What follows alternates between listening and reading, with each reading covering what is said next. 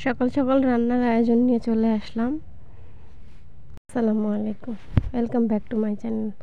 আশা করি সবাই ভালো আছেন, আল্লাহর রহমতে আমিও ভালো আছি। চলেন আজকে শুরু করি রান্না। এই তো আমি আজকে 2টা চুলাই জ্বালাই দিছি। আজকে আমার একটু তাড়াহুড়া, যে কারণে 2 চুলাতেই করছি।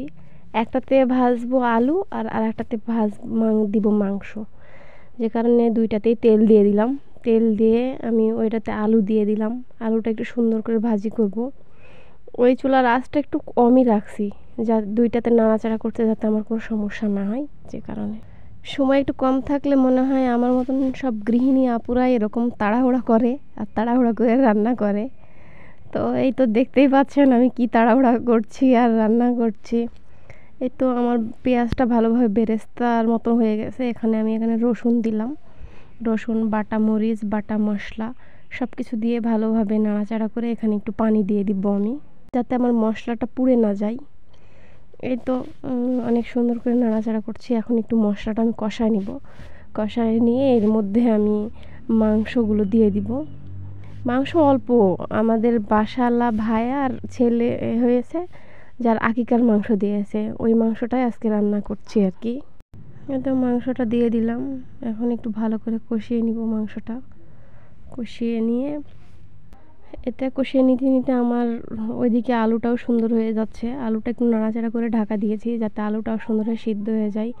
একটু পর আমি ওই মাংসর কড়াটা ওই পাশে দিলাম আর আলুর কড়াটা এই পাশে দিয়ে একটু নাড়াচাড়া করে ভালো করে ভেজে তুলে নিলাম। নিয়ে এইটাতে আমি এখন ফুলকপি ভাজি দিব, যে কারণে কাঁচামরিচ দিয়ে দিলাম। কাঁচামরিচ দিয়ে এখানে সামান্য আর একটু তেল দিয়ে দিলাম। এখানে একটু হালকা জিরা দিব। জিরা দিয়ে ফুলকপিগুলো দিয়ে রসুন, পেঁয়াজ, ঝাল, লবণ এগুলো সব কিছু দিয়ে সুন্দর করে নাড়াচাড়া করে হালকা আছে আমি ঢাকা দিয়ে রাখবো। আর এই তো এই সাইডে আমি মাংসটা দেখছি, মাংসটা ভালোভাবে সিদ্ধ হয়েছে নাকি কষছে নাকি সেটা দেখছি। আর এইদিকে আমার ভাজিটাও মোটামুটি সুন্দর একটু আউড়ে গেছে। এই তো আমার ভাজিটা আবার ওই পারে দিলাম, মাংসটা দিয়ে কষাচ্ছি। কষাতেই আপনার ভাই বাসায় আসছে, এসে বলছে যে এইটুকু মাংস একটা কাজ করো, একটু বিরিয়ানি করো। সে কারণে আমার সিদ্ধান্ত চেঞ্জ হয়ে গেল।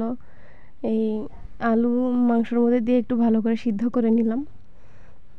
হালকা আর একটু কষায় নিব। কষায় এটা ঢাকা দিয়ে রেখে আমি একটু বিরিয়ানি করব, মানে ঝাল ঝাল পোলা আর কি। আমাদের ওইদিকে এইটাই বলি আমরা, ঝাল ঝাল পোলা।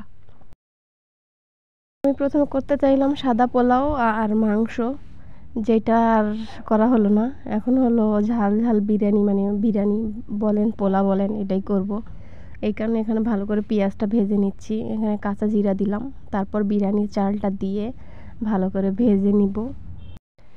আমরা বিরিয়ানি যেভাবে করি আর কি সেভাবেই করব, খালি পরবর্তীতে মাংসটা এর সাথে একসাথে করে নিব। এটাই আমরা ঝাল ঝাল পোলা বলি। আপনারা কে কীভাবে রান্না করেন অবশ্যই আমাকে জানাবেন। আমার ভিডিওর মধ্যে কোনো ভুল ভ্রান্তি থেকে থাকলে সেটাও অবশ্যই কমেন্ট করে আমাকে ধরিয়ে দেওয়ার চেষ্টা করবেন।